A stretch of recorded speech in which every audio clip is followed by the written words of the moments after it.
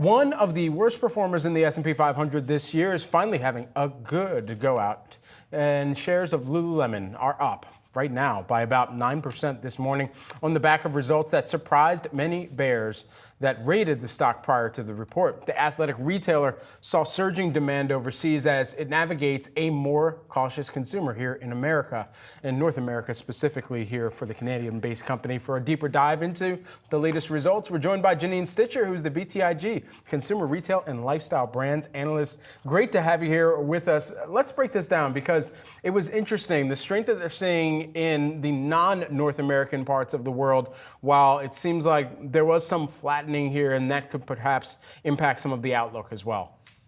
For sure. You have two pieces here. First, the international piece, which, as you mentioned, was extremely strong, particularly in China, which is a big part of the growth story. And then you have the Americas. And look, the Americas did slow. We knew it would slow. They had told us that. I think the important thing here was it was less bad than expected. The Americas overall were up about 4% in constant currency. Consensus was about 3%, but we'd heard numbers looking for flat to maybe slightly down. So the big picture is that, yes, we know there's some challenges in the US, but it's not getting worse. And it seems like they have a real handle on what they need to fix there. Do you think this is a big relief here for investors, for shareholders, given the challenges that Lululemon has faced here over the last couple of quarters?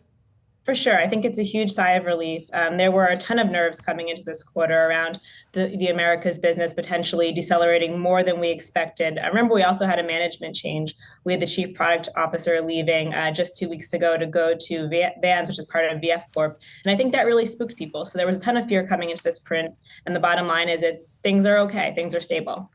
Okay, and so with all of this in mind, I mean, looking across Lululemon's business here, the inventory mix was something that they were very positive and optimistic about. What's going to be the driver from an inventory perspective, especially with the pricing strategy that they would have to roll out for anything new? Yeah, so I think when we came out of the Q4 call, they had talked about some potential inventory challenges, not having the right colors and sizes, and they were able to get a better grasp on that as they went through the Q1 call. So they talked about leggings in particular, where they didn't have the right in-stocks of the colors they needed.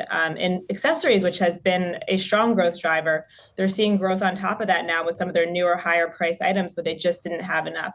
So I think what we'll be looking for is as we get through the balance of Q2, that's when we'll start to see those products corrected. They also talked about maybe just not having enough newness and innovation, and that sounds like it will really ramp up into the back half of the year. So right now it's kind of all eyes in the back half as we think about getting some of these inventory imbalances corrected and seeing a greater flow of newness in the assortment. Janine, when you take a look at the international side, I guess my question to you is it going to be enough here to support sales growth, to support some of that margin improvement that we have seen, or should we expect a bit of a slide here given some of the struggles that they're facing in the U.S.?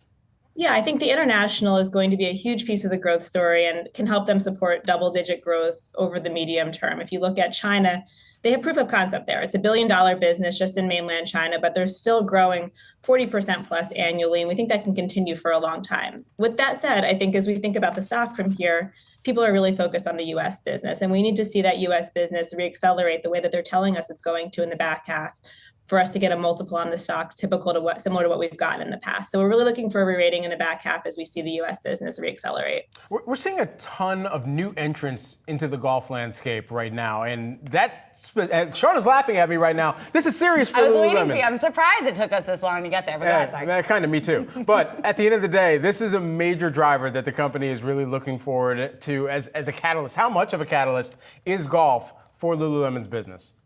I think golf is a catalyst, but more broadly, the men's business, I think, is a huge catalyst. And look, we've heard about a lot of fears around competition, not just in golf, but in men's in particular. Vuori is one that stands out as coming up often in conversations, concerns around the growth impacting Lulu's men's business. Look, the men's business was still up 15% in Q1. So it's hard to say that that's having a meaningful impact in terms of the competition.